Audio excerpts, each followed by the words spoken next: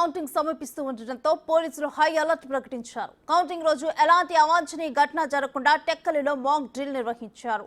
లెక్కింపు రోజు గ్రామాల్లో గాని పట్టణంలో గాని ఏదైనా అవాంఛనీయ ఘటన జరిగితే ఎలా ఎదుర్కోవాలి అన్న అంశంపై టెక్కలి డీఎస్పీ బాలరాజు ఆధ్వర్యంలో స్థానిక వైఎస్ఆర్ జంక్షన్ వద్ద మాక్ డ్రిల్ నిర్వహించారు.